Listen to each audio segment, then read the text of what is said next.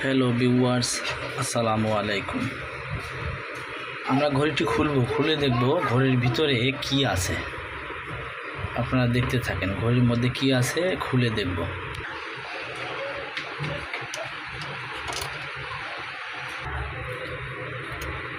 খুলে দেখব এখন আমরা এটা।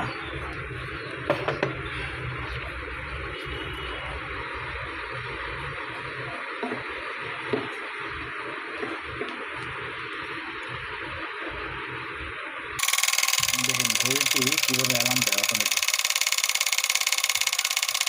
দেখতে পাচ্ছেন? অটোমেটিক অ্যালার্ম দিচ্ছে এখন। দেখেন ঘড়িটির হার্ট সেল নড়তেছে। ঘড়ির মেইন যে যন্ত্রটা সেটা নড়তেছে, ওটার মাধ্যমেই ঘড়ি চলে।